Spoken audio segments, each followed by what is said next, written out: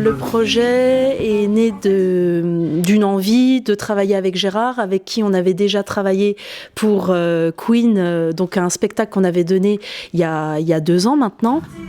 Donc la commande, c'était de partir d'un opéra classique, ou romantique d'ailleurs, un opéra du répertoire savant, et de l'adapter en comédie rock.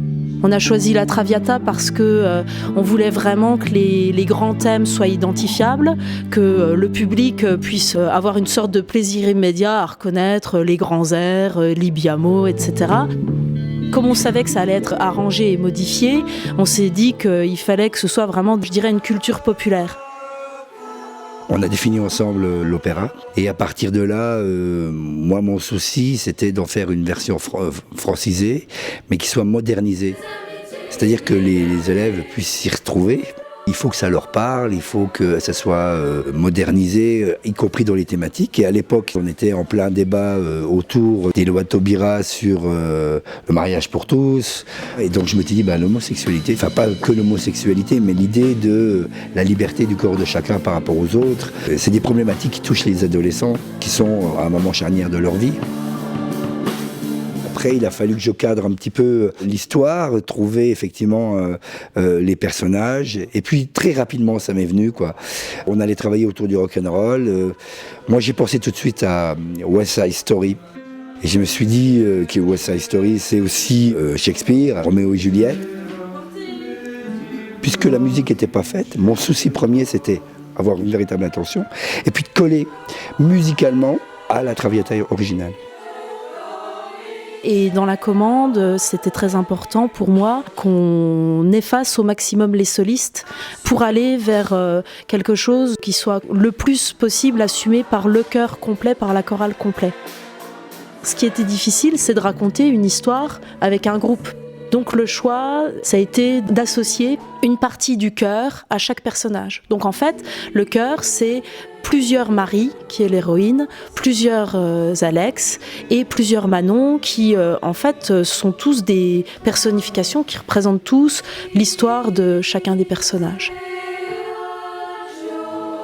Ensuite, donc, on a contacté Sébastien Sauvage. Je me suis dit que c'était intéressant d'avoir quelqu'un qui maîtrisait aussi bien le répertoire savant, l'écriture, puisqu'il a fait des études d'écriture, je dirais, classique au conservatoire. Et en même temps, c'est quelqu'un qui a une culture rock immense. Donc, c'était intéressant d'avoir quelqu'un qui avait la double culture, je dirais. Donc, oui, allons-y, ça va être marrant.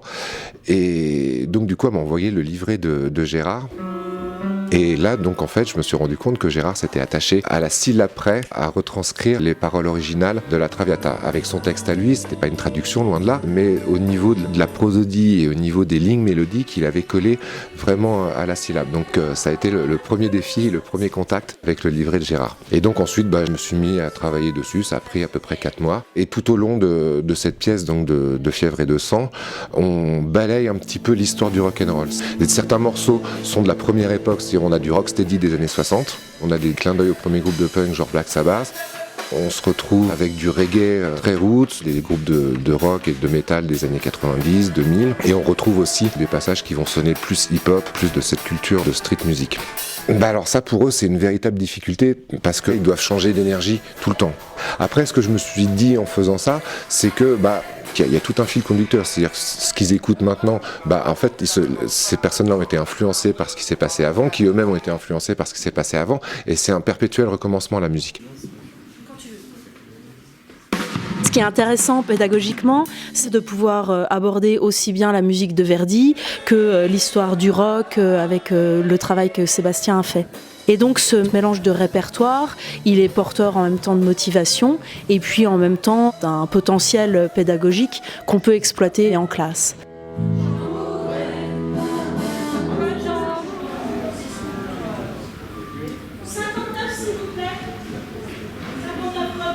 Donc 1 ou 2 fois par an, on organise un week-end avec le lycée. En général, on essaye de faire ça hors les murs pour avoir un contexte un peu comme un contexte de résidence où on va pouvoir tous se retrouver, créer une vie commune, créer le groupe, fédérer. Et on a eu la chance donc de pouvoir accueillir Gérard et Sébastien et Julia Bloomberg, la chorégraphe, pour un moment de travail commun.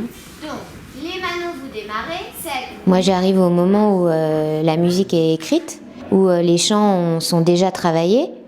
Et moi, je crée par rapport à l'histoire et surtout musicalement. C'est de là que je m'inspire. La danse dans la pièce La Traviata, ça va donner vraiment du relief à la pièce. Ça permet aussi aux jeunes d'entendre et d'écouter la musique différemment.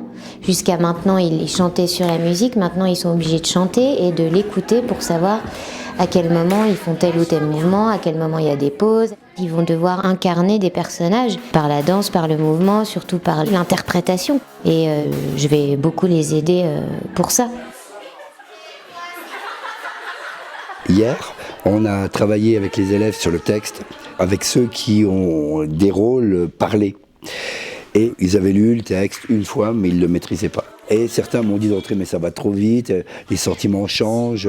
Ils aimaient bien l'histoire, mais ça ne les branchait pas plus que ça. Et puis, en travaillant avec eux, en les refaisant lire, en expliquant le pourquoi, du comment, des sentiments, eh ben, ils ont dit, mais finalement, ouais, je comprends mieux le rôle, je comprends mieux les personnages.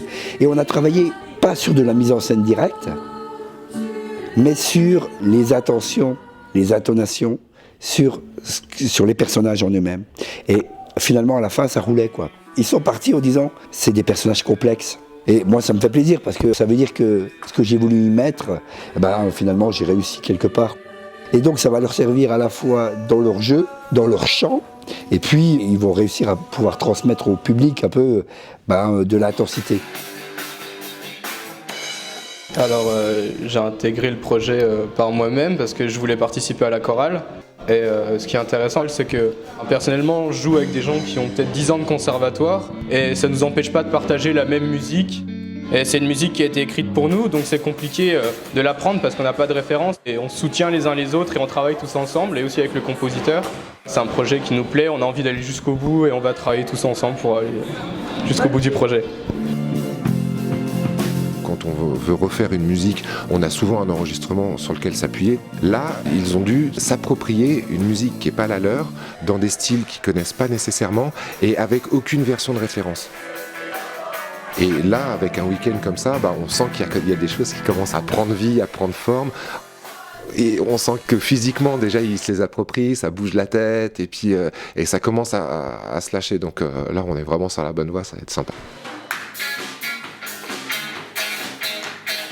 C'est vraiment chouette ce projet parce que voilà, on a allié 3 arts qui sont le théâtre, la musique et la danse. C'est un moment de partage, on rencontre des gens géniaux, on apprend beaucoup de choses vocalement et c'est vraiment génial. C'est vrai que c'est un moment de partage avec des gens qui ont fait de la musique, d'autres qui en ont jamais fait. Et je pense que c'est super important, d'autant plus que, comme l'a dit Mélissa, c'est comme toujours des projets assez exceptionnels. Et comme le fait que ce soit un opéra qui n'a été écrit que pour nous, et c'est très intéressant pour les musiciens d'ailleurs qui apprennent sans avoir de référence avant. Une chorale, c'est un groupe qui rassemble les élèves de tous les niveaux. Donc ce ne sont pas toujours des élèves qui se connaissent ou qui se fréquentent. Et là, c'est l'occasion vraiment de passer du temps ensemble et d'apprendre à se connaître. Je pense que c'est indispensable pour pouvoir monter un projet et surtout un spectacle musical, de bien se connaître et de bien pouvoir vivre ensemble. Je suis allée dans la chorale parce que j'aimais beaucoup le projet. Le fait de transformer quelque chose de très très classique en quelque chose de hyper rock avec tous les styles reggae, hip-hop, ça me plaisait beaucoup. Ce week-end c'est génial, j'ai rencontré plein de gens vraiment géniaux, que ce soit des gens de seconde ou des gens de terminale. Ce qui est bien c'est qu'il y a tout qui se mélange, quoi. Bon, c'est un peu fatigant les chorés et tout, mais ouais ça va, c'est cool. Je crois que là-dedans c'est le plus dur. Ils sont la pièce. Nous, l'écrivain, la chef de chœur et moi, on est là, et le musicien, on est là pour étoffer et leur donner la base, mais c'est eux qui sont la pièce. C'est un projet qui regroupe plusieurs partenaires. C'est intéressant, nous, dans le bassin d'Épinal, de travailler avec des établissements qui ont d'autres compétences que les nôtres. Et donc, les costumes sont faits par le lycée Pierre Mendès France, enfin les BTS métiers de la mode, et puis les décors par des élèves de l'ESAL, de l'école de l'image. Et au final, c'est intéressant aussi, je parlais tout à l'heure d'un projet citoyen, ou en tout cas humain, d'une aventure humaine. Et là, on retrouve vraiment cette idée-là, c'est-à-dire de pouvoir se faire rencontrer différents élèves, des étudiants, autour d'un projet commun fédérateur.